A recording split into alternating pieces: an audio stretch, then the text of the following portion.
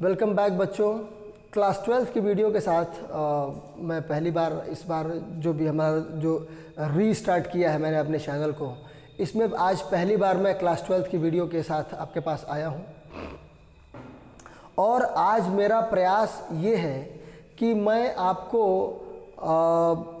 उन चीज़ों पे बात करूं जो प्योर बेसिक कह सकते हैं। जिस तरीके से 11th की वीडियो को बनाते समय मैंने आपसे बेसिक से शुरुआत की थी, और मैं वहीं पे मैं आज ये भी चाहता हूँ कि पहले आपको कुछ अब ये मान के मैं आपको पढ़ाऊँगा कि आपको कुछ 11th के सारे बेसिक्स पे आपका कमांड है।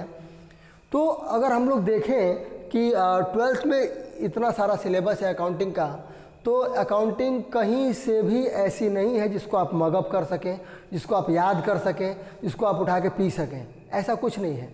अगर आपको अकाउंटिंग इतनी बड़ी सिलेबस को आपको चुटकी में उसको कैप्चर करना है, उस पर कंट्रोल करना है, तो आपको बेसिक्स पर ध्यान देना होगा। और वो बेसिक्स में मुझे पूरा यकीन है कि आपको पता भी है, आपको उनके बारे में पता है, लेकिन आपको ये पता नहीं है कि उन बेसिक्स का कितना इम्पॉर्टेंट है और उनको किस तरीके से इम्प्लीमेंट करके हम अपने इस टॉपिक को, इस सिलेबस को ईज़िली हैंडल कर सकते हैं।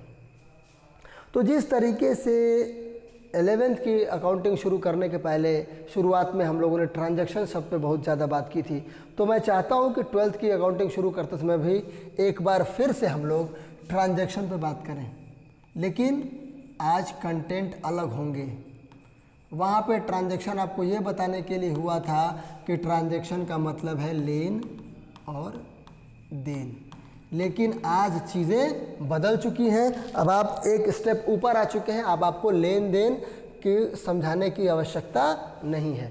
आज हम लोग बात करेंगे ट्रांजैक्शंस के नेचर पे, कि व्यापार में ट्रांजैक्शन दो प्रकार के हो सकते हैं। अगर हम अपनी सहूलियत के लिए, अपने कंफर्ट के लिए अगर उसको क्लासीफाई करना चाहें, तो we can classify the transaction in two types. First we can say internal transaction and the another is external transaction.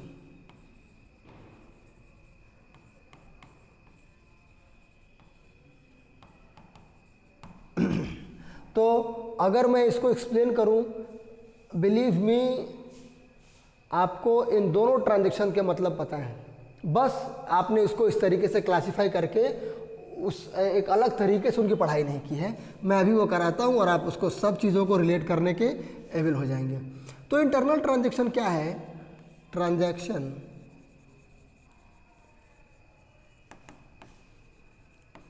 Between owner and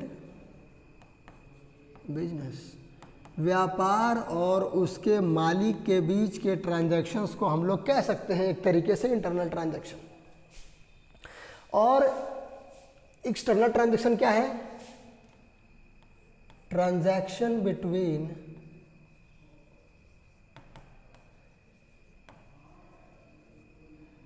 business and outsider.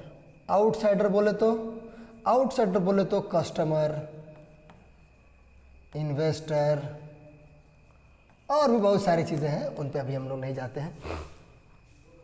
तो 11th के दौरान हम लोगों ने इन दोनों में से दोनों ट्रांजैक्शंस को पढ़ा है, या ये मेरा प्रश्न है आपसे। आप अगर चाहें तो इनका आंसर कमेंट सेक्शन में दे सकते हैं। मैं जब भी मैं चेक करूंगा तो मैं उसको देखूंगा कि आप कमेंट सेक्शन में आपने किन किन लोगों ने उसका आंसर सही दिया था।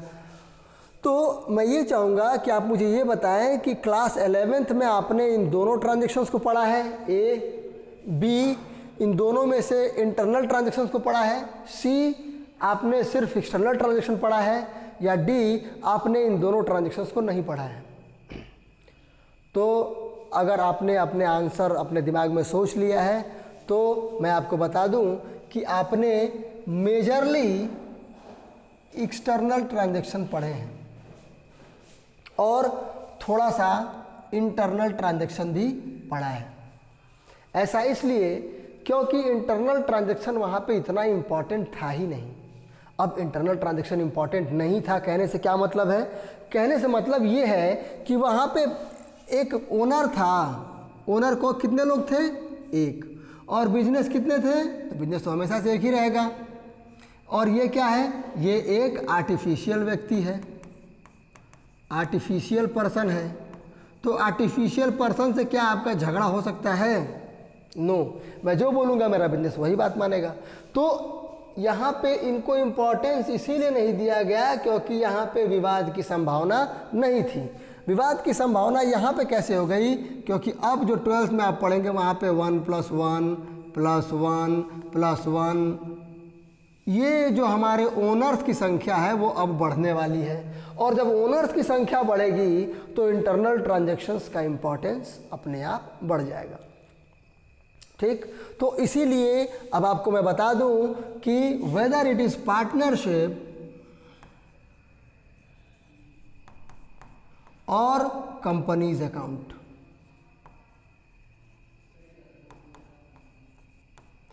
इन दोनों जगहों पे आपको सिर्फ इंटरनल ट्रांजैक्शंस की अकाउंटिंग करनी है मेजरली। अभी तक मेजर ये था, अब मेजर ये हो जाएंगे। और एक्सटर्नल ट्रांजैक्शंस के बारे में आपको मैं बताना चाहूँगा कि जितने भी एक्सटर्नल ट्रांजैक्शन हैं ये हमेशा सिमिलर होता है, always similar, whether we are dealing in sole proprietorship, partnership और कंपनी। किसी भी प्रकार का बिजनेस फॉर्म हो, हमारा एक्सटर्नल ट्रांजैक्शन हमेशा सिमिलर होगा। क्यों? क्योंकि यहाँ पे हम जो बातें करेंगे, जो ट्रांजैक्शन को कंसिडर किया जाएगा एक्सटर्नल ट्रांजैक्शन के रूप में, वो बिजनेस और आउटसाइडर के बीच में होंगे। तो बिजनेस के अंदर क्या हो रहा है इससे हमें कोई मतलब ही नहीं है। मतलब कि बिजनेस का फॉर्म कोई भी हो, एक्सटर्नल, अगर मैं सेल करता हूँ as a sole proprietorship business owner, तो मैं जो एंट्री करूंगा वही एंट्री पार्टनरशिप में कोई पार्टनर भी वही एंट्री करेगा बुक्स में, और वही एंट्री कंपनी के अकाउंट्स में भी लिखी जाएंगी सेल करने की। लेकिन चीज़ें जहां बदलाव होगा वो होगा इंटरनल ट्रांजैक्शन में। इसीलिए आपको अपने आप को प्रिपेयर करके रखना है कि internal transactions are going to be important in class 12th। तो अगर आप कहें तो मैं आगे चलूँ, और मैं क्लास 12th की पहली वीडियो बना रहा हूँ, तो मैं क्लास 12th के बच्चों से और जो भी मेरे मित्रगण हैं जो क्लास 12th के नॉलेज के लिए, अकाउंटिंग इन्फॉर्मेशन के लिए मुझसे जुड़े हैं, मैं उनसे ये मेरा यही रिक्वेस्ट है कि आप वीडियोस जो मैं रेगुलरली अपडेट करूंगा उनको देखिए। कमेंट सेक्शन में जाकर अपने व्यूज़, अपने डाउट्स मेंशन करना बिल्कुल नहीं भूलें, क्योंकि वो हमारा भोजन है। आपके कमेंट्स की मदद से ही हम लोग अपने वीडियो को ड्राफ्ट करेंगे। और अब क्यों इतना इम्पॉर्टेंट हो गया है कमेंट? क्योंकि इन वीडियोज़ को बना के मैं उन लोगों को पढ़ाने की कोशिश कर रहा हूँ जो भी बच्चे हैं, जो स्टूडेंट्स हैं, जो कि आने वाले बोर्ड्स में पार्टिसिपेट करने वाले हैं। तो बोर्ड प्रिपरेशन के हिसाब से ये बेसिक चीज़ें आपको बहुत ज़्यादा हेल्प करने वाली हैं, और आप हमें हेल्प करें कमेंट करके, ताकि हम आपको और भी बोर्ड ओरिएंटेड तरीके से पढ़ाई करा सकें। तो चलिए, तो ये इंटरनल ट्रांजैक्शन और एक्सटर्नल ट्रांजैक्शन के बाद अब हम लोग आगे चलते हैं। अब देखते हैं हम कोई चीज़ें कि आप क्लास 12th में सिर्फ और सिर्फ ज़्यादातर चीज़ें हमें इंटरनल ट्रांजैक्शन की ही अकाउंटिंग करने को मिलेंगी। ओके, अब जो हमारा पहला है, व्हाट इज पार्टनरशिप, इसके पहले हमारे लिए एक शब्द आता है वाई पार्टनरशिप। आपने क्लास 11th की बीएसटी पढ़ने के दौरान पार्टनरशिप के बारे में बहुत ही डीप में पढ़ाई की होगी, मुझे पूरा यकीन है। तो मैं पार्टनरशिप की डिफिनीशन को डिस्कस तो यहाँ पे करना नहीं चाहता हूँ, that is just a wastage of time. लेकिन ये मैं बात कर सकता हूँ आपसे, क्योंकि आपको अकाउंटिंग में हेल्प करने वाला है कि वाई पार्टनरशिप, क्यों पार्टनरशिप को चुनते हैं हम लोग। तो देखिए, बिजनेस का नेचर है ग्रो करना, जो जीवित है वो ग्रो करेगा, मुर्दा ही स्थिर रहते हैं। मतलब अगर कोई बिजनेस आपका जिंदा है, चलायमान है, ग्रोइंग फेज में है, तो वो उसके अंदर बदलाव आएंगे। कोई बच्चा है वो बड़ा होता है तो उसके अंदर बदलाव दुनिया भर के आते हैं। उसी तरीके से हमारा बिजनेस भी जैसे जैसे ग्रो करता है, तो एक ग्रोइंग बिजनेस के साथ क्या क्या होते हैं? Growing profit. होते हैं।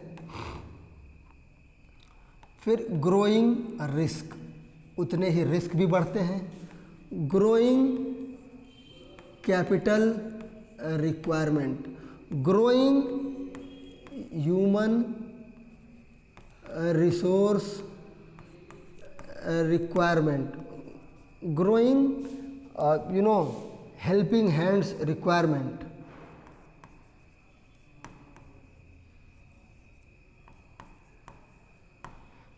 तो और भी बहुत सारी चीज़ें आप लिख सकते हैं, लेकिन अभी आपको बताने के लिए मेरे लिए ये काफ़ी चीज़ें हैं कि हमारा प्रॉफिट बढ़ता है।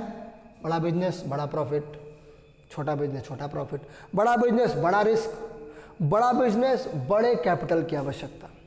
तो बड़े कैपिटल की आवश्यकता एक बंदा जितना कर सकता है, आप खुद से भी गेस कर सकते हैं कि अगर एक आदमी जितना भी कर सके, तो अगर वो 2 आदमी मिल जाएंगे वैसे अपने से इक्वल कैलिबर का अगर 2 आदमी मिल जाएंगे, तो जाहिर सी बात है जितना वो ला रहा था उसे डबल ला पाएगा। लोगों की ज़रूरत, हेल्पिंग हैंड्स की ज़रूरत, स्पेशलाइज्ड हेल्पिंग हैंड्स की ज़रूरत। मान लीजिए मैं प्रोडक्शन का बंदा हूँ, मुझे मार्केटिंग के बंदे की हेल्प चाहिए, मैं उसको अपना पार्टनर बना सकता हूँ। तो दोनों लोग मिल के काम करेंगे, मैं प्रोडक्शन पे ध्यान दूंगा, वो मार्केटिंग पे ध्यान देगा, और हमारा बिजनेस जो ग्रो कर रहा था वो और अच्छे से ग्रो करेगा, और उसकी जो ग्रोइंग रिक्वायरमेंट्स है उसको पूरा कर सकेंगे हम लोग।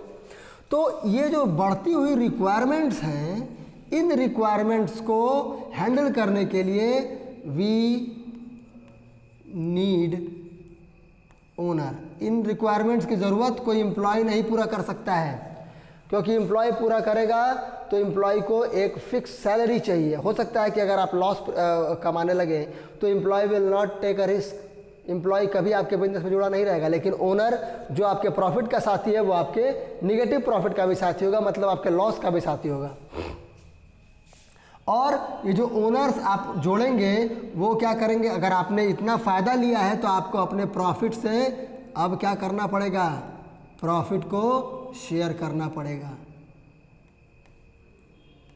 जो भी डिसाइडेड रेशियो है, उस रेशियो में हम लोग प्रॉफिट को शेयर करते हैं। तो पार्टनरशिप इसीलिए होता है कि बिजनेस बढ़ते हुए, बिजनेस ग्रोइंग बिजनेस की बढ़ती हुई ज़रूरतों को हैंडल करने के लिए, को संभालने के लिए, उनको पूरा करने के लिए हमें एक ऐसा ऑप्शन की ज़रूरत होती है जहाँ पे हमारे साथ एक ओनर के बदले 2 ओनर की ज़रूरत है, और हम उन 2 ओनर का भरपाई कर सकें। वो जो फॉर्मेट है वही फॉर्मेट है पार्टनरशिप, और यहाँ पे वो पार्टनरशिप जो फॉर्मेट है वो बिल्कुल फिट बैठता है, इसीलिए हम लोग पार्टनरशिप को ऑप्ट करते हैं।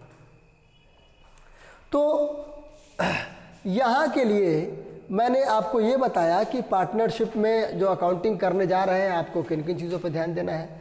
तो इंटरनल ट्रांजैक्शंस पे, और पार्टनरशिप क्यों इम्पॉर्टेंट हो जाता है उसके लिए मैंने ये बताया। और इसके बाद जो भी चीज़ें होंगी वो पार्टनरशिप की जो फर्दर वीडियोस आएंगी उसमें मैं पार्टनरशिप के टॉपिक्स पे डिस्कशन शुरू करूँगा, और अगली वीडियोस में आप अपने आप को इन चीज़ों के लिए प्रिपेयर करके लाइएगा, और फिर हम लोग मिलते हैं बहुत जल्दी। तो जो भी आपके टच में क्लास 12th के बच्चे हैं उनको ये वीडियो शेयर करना ना भूलें, ये हमारी एक प्रकार की हेल्प होगी। कमेंट सेक्शन में अपने फीडबैक और अपने डाउट्स देना ना भूलें, और बहुत जल्दी मिलते हैं। Thank you and all the best.